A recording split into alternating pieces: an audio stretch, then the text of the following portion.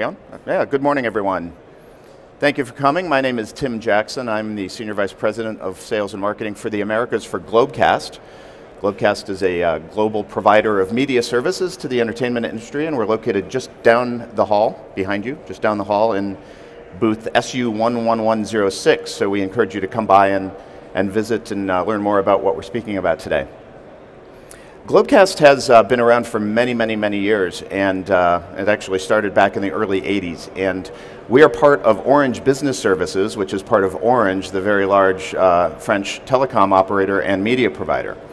And as such, we reach all levels of both businesses and consumers in the entire media value chain. Globecast is a business-to-business provider, whereas Orange provides video directly to consumers in Europe, mostly in France. So we're a very, very large, well-funded company with a global presence.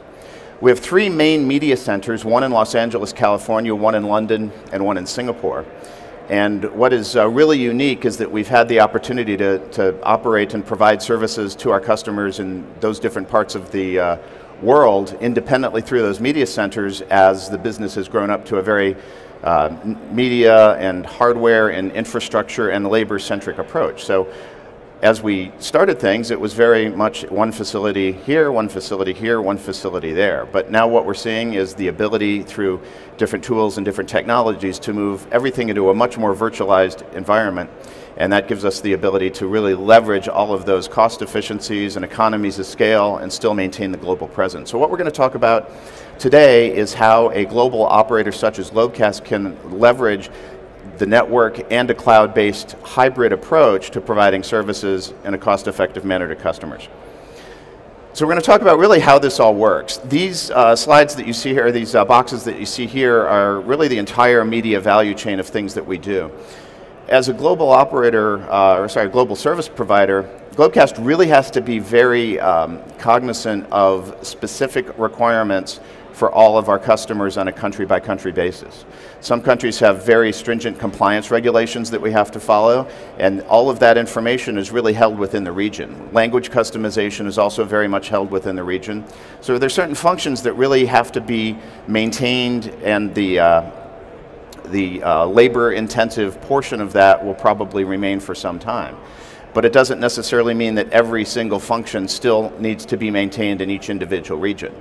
So today, what we're seeing here is that we have all of the content coming in our files and feeds and OTT streams and everything into separate media factories that we have in each of our three facilities around the world. And the media factory is really Globecast's kind of best of breed combination of all of the different services that do all of the different things that make all of this happen. So we use different vendor providers for ingest, for quality control, for language customization, for Playout, for master control, and for all of the different subparts of the overall infrastructure that are required. And in the past and up till now, this has been chosen really on a facility-by-facility basis. So our Singapore facility has created a media factory that applies to the customers in Asia. The US has created a media factory that applies more to the customers in the US, and the facility in London has created a media factory that applies to the customers in Europe.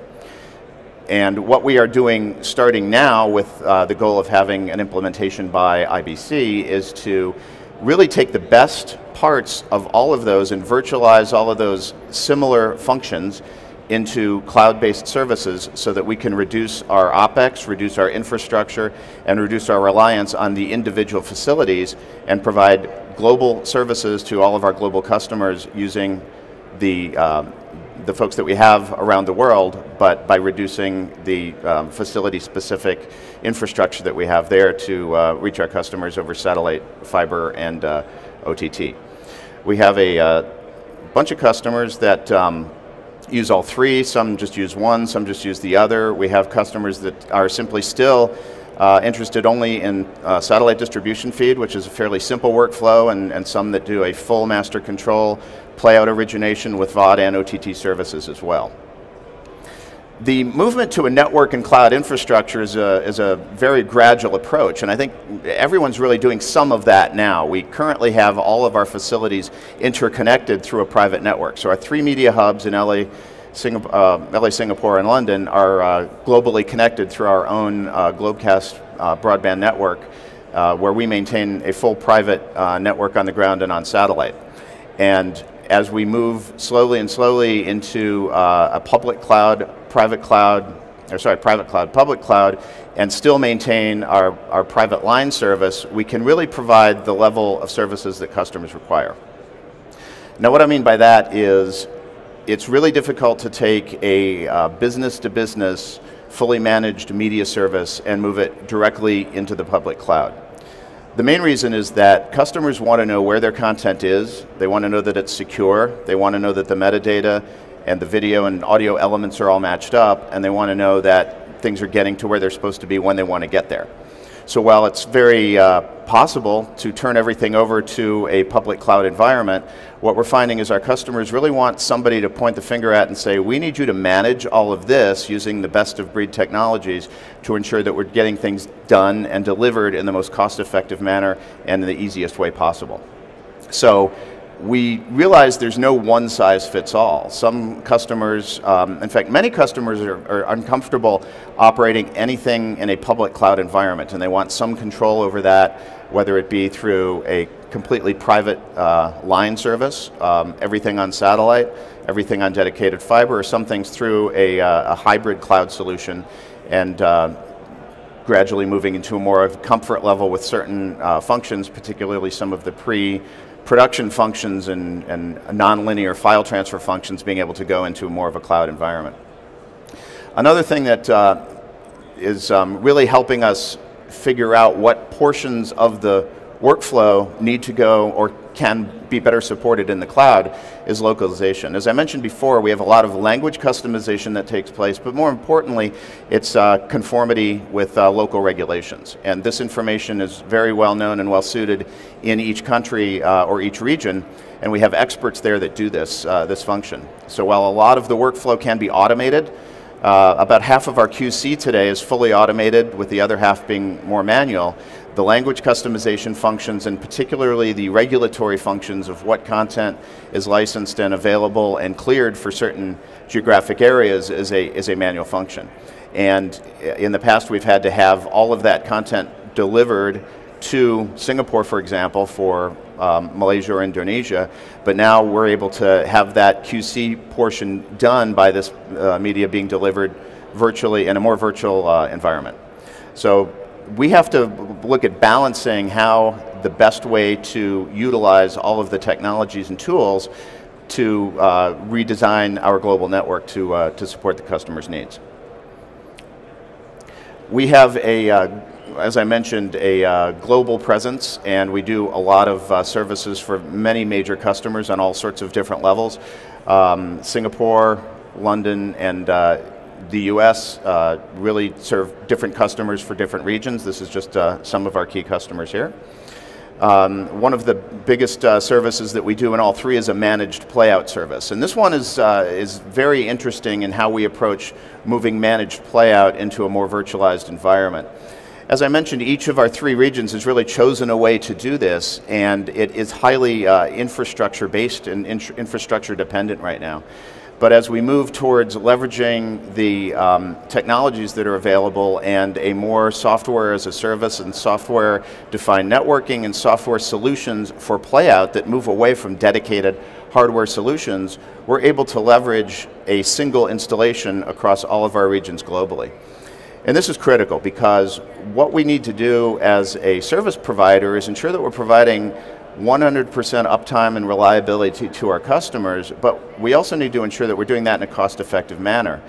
And rather than have 3 facilities operating 3 shifts continuously with 3 different hardware platforms to serve these 3 different geographical regions, we can now do this in a manner where we can have a single point of monitoring and multiple points of origination and playout that can be controlled from a singular location. So we're really focusing on how the best way to manage that through both public and private cloud to give our customers a level of comfort that we're doing cutting edge things with cutting edge vendors and still providing secure delivery. We're currently doing work with both AWS and Microsoft Azure on the public cloud and experimenting in ways and figuring out which workflows are well suited both to cloud and to dedicated delivery. And we feel that for a company like Globecast that has a tremendous amount of labor and facilities infrastructure, that we tend to benefit from a cloud-based, diversified and virtualized approach very much, and that's going to translate down into better and more cost-effective services for our customers. Today we do a whole different level of services on the Playout side, and I think some of the things that are really differentiating for us are the local availability and local expert availability. In the past, with each region operating kind of as their own individual silo, we've had to move content or provide the entire service over to a different region to access those local experts. But now we can do that in an immediate virtualized environment so that the content that resides in LA, for example, or resides in London is available to our language and compliance experts in Asia so that they can take a look at that and we can take care of any changes that need to be made without having to transport all of the content over to one different region and then bring it all the way back. So we're saving time and money, in some cases shipping if it's a lot of content, so it's immediate access for things. Optimized operating costs are incredibly important for us. When you have a very, very large company, it tends to get a little cumbersome, and we need to continue to operate as nimbly as possible and provide very scalable and customized solutions for customers.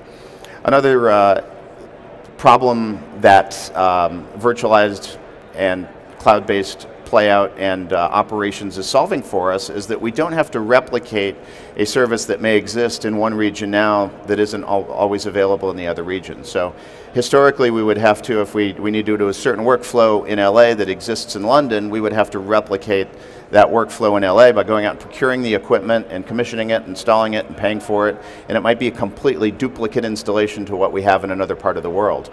But now we can just tie into that and use that same workflow in our region, which we found is incredibly beneficial to doing very rapid startups of either new networks or new services for existing networks or new workflows within an existing service to allow the customers to meet the needs of their customers. We continually find that, and I think a lot of you see this as well, is that when you hear of a new potential project within a customer, or whether it's your paid customers or your internal customers, about launching something, it usually sits in limbo for about 6 months and then we need to launch next week. So this gives us the ability to, rather than go, oh geez, we need to go out and buy this stuff and get it installed, help, we need vendor help, we can just tie into something that could exist in another facility. And even within Globecast's 3 facilities, further down the path is looking at, you know, best of breed, could be competitors, could be other people's that are situated into our space but do different things from what we do, of further expanding this virtualized environment so that we can focus on pulling in services from other providers that may do things in a different manner or a very specialized manner that customers need. So the time to market and the cost reduction and really finding ways to economize based on all of the opportunities that are available in the software-defined networking space today is really what makes this, I think, very, very exciting for us. Channel localization and localized advertising is becoming more and more critical. And this is something where we see the ability to do this in real time all around the world without having to have the content all reside again locally in each individual region. So we can do things overnight in one region. We're also looking at potentially a follow the sun model where our 24/7 operations aren't 24/7 in each region, meaning you're running 3 shifts of 3 different geographical locations, but potentially figuring out how one facility where it's daytime is covering the entire world with all of the operation. Now clearly when you have a combination, and again it's very clear nothing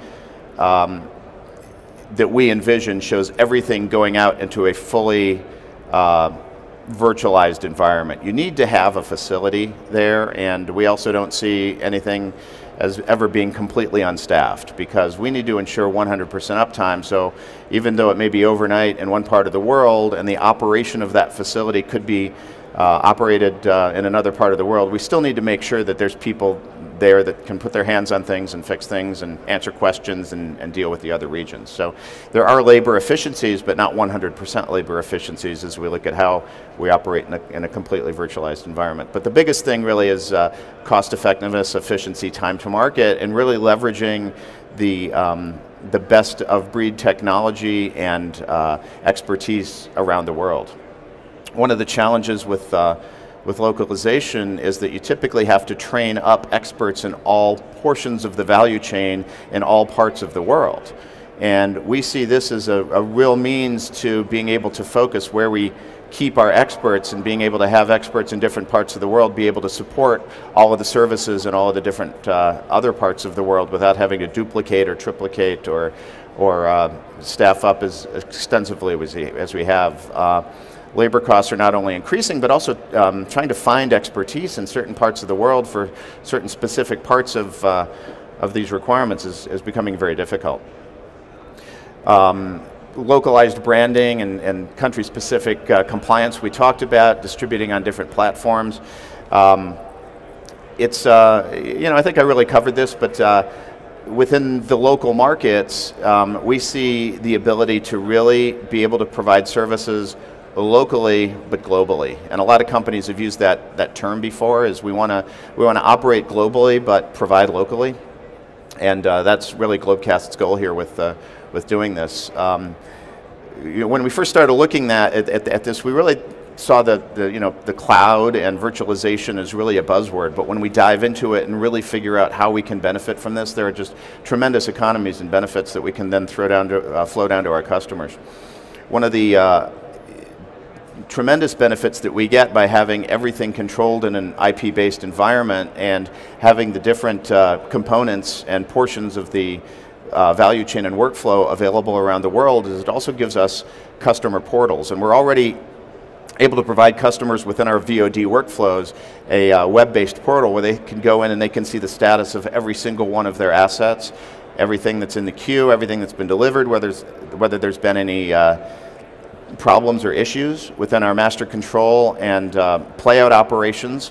We use Data Miner by Skyline, which gives us the ability to provide downstream visibility to our customers on a selective basis to be able to see any part of their entire workflow in real time. And as we move forward to virtualizing all of Globecast's infrastructure in the project that we're going to be doing this year, we're going to be able to give our customers immediate tools and immediate reporting and immediate visibility into how the service is going. So rather than the traditional method is if there's a concern having to call in and have a conversation, they'll be able to look at their services in real time and determine if it's a question they can answer themselves or if we need to be involved with any of the issues. And it can also tie into their entire workflow systems as well, so they have complete visibility end to end.